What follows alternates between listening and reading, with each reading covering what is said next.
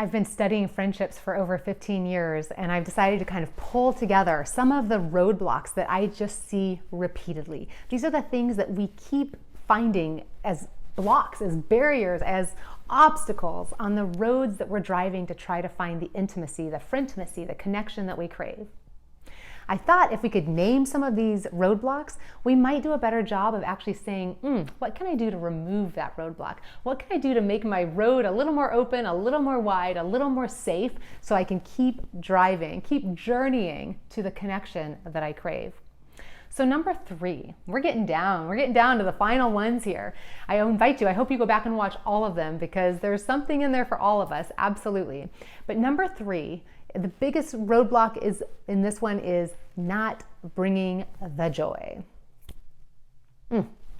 Positive emotions is the foundation for healthy relationships.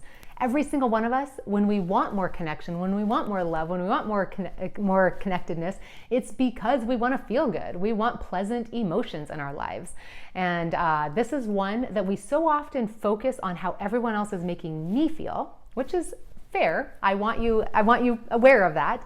But we often walk into relationships always worried about, are they making me feel good? And we often aren't taking the time to say, what am I doing to help them feel good? We're like more worried about our experience, which, hey, it's us. Of course we're going to be. But it's time, if we want to be close to people, if we want people to feel close to us, we need to stop and ask the question, what can I do to bring happiness to them? When I do a lot of studying, a lot of researching and surveying of all of you on all the different requirements of relationships, positive emotions continues to be one of the lowest scores.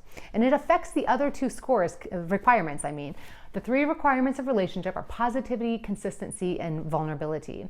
If we don't feel like happy with each other, safe with each other, loved by each other, accepted by each other, if we don't feel pleasant emotions, then we aren't going to want to be consistent with you and spend time with each other, practicing the second requirement, and we're not going to want to be vulnerable with somebody that doesn't leave us feeling accepted, loved, and good.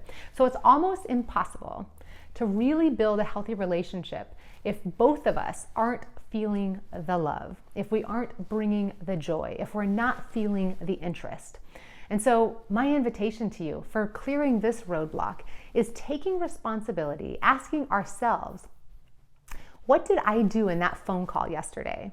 What did I do at that lunch with that friend? What did I do when I was at that networking event? What did I do on the phone with somebody from my family? What am I doing intentionally that hopefully left that person feeling better about themselves and their lives? Am I expressing my affirmation?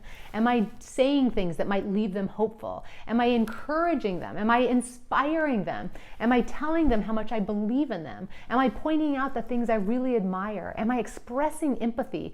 Am I doing the things that increase the odds that that person walks away from my interaction feeling good about themselves? Because I can guarantee you, if they are feeling good about you, they're going to want to keep being around you. And this is how we can build relationships, is start focusing on what we can give. And yes, pay attention to what we're receiving too. But to walk away from every interaction so caught up in everything, how they're responding, we've got to learn how to help model it, how to help shape it, how to help inspire it in others. Our friends haven't been taught and trained in this either.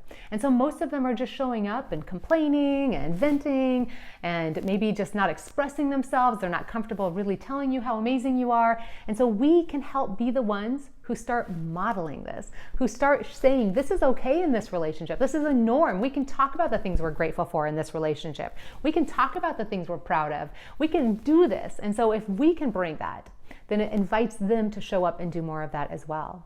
And so one of the biggest roadblocks to intimacy is lack of positive feelings on either side or both sides. And we're never going to get further on the road than feels good.